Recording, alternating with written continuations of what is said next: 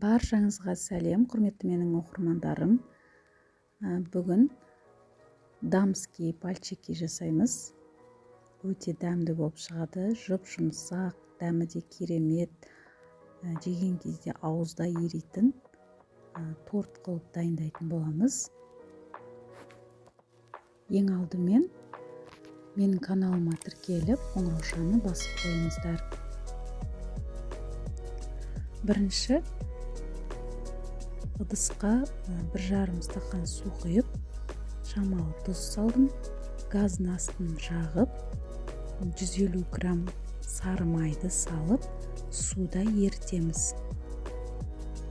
Міне біздің сары майымыз уже еріп жатыр. Осылай араластырып отырып еріттім. Енді осы еріген майдың үстінен електен өткізіп отырып, оны себеміз. Газдың асты барынша жай қою керек. Оны сепкен кезде де қайта-қайта араластырып отыру керек. Болмаса жабысып қалады. Қоюлана бастады. Бізге венчикпен араластыру қиын болғандықтан осындай лопатканы пайдаландым.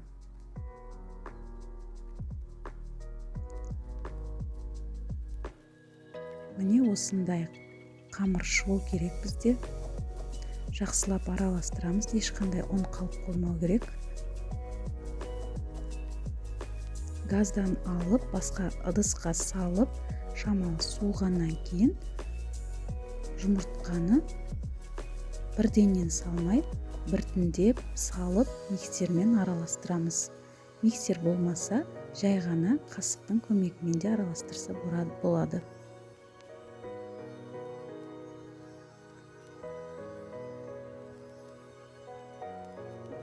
Жұмыртқа салған сайын қамырымыз осындай шамалы сұйықтана түседі. Қатты сұйық болмау керек. Кәдімгі крем сияқты болу керек. Ингредиенттің барлығын описание бөліміне қалдырып кетемін.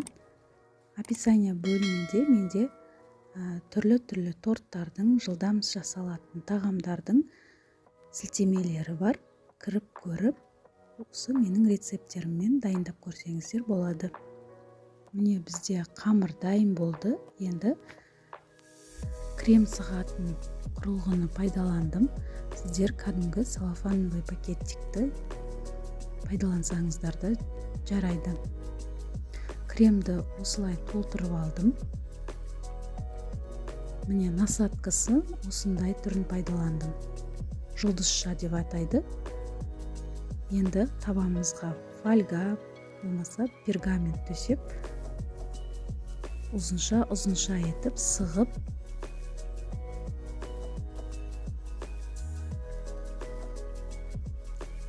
пешке 180 градуста 25-30 минут пісіріп аламыз. Міне екінші табаға салып жатырмын.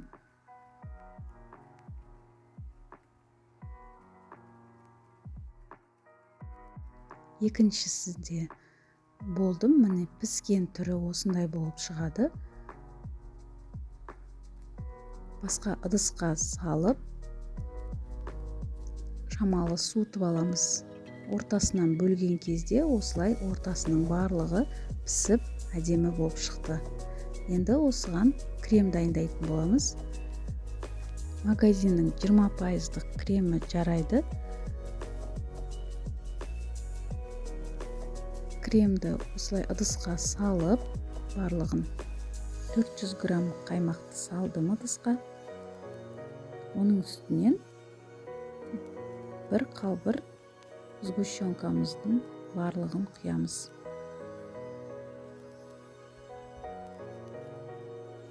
Енді жақсылап екеуін бір келкі болғанша араластырамыз. Дайын болған пальчиктерімізді осылай кремге салып, торт құрастыратын ыдысымызға салып, әдемелеп торттың пішінін шығарамыз.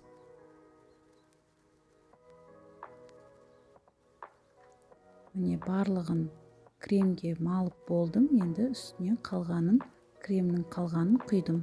Осылай холодильникке қойып қоямыз 2-3 сағатқа.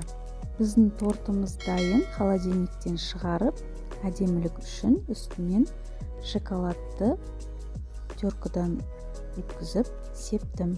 Кескен түрі осындай болады. Жұмсақ, өте дәмді болып шығады. Қонаққа да, балаларыңызға да осылай жасап көріңіздер. Жасалу жолы да өте оңай және керемет дәмді болып шығады. Видеоның соңына дейін көргендеріңізге рахмет. Сіздермен бірге болған Гүлнұр Темировна.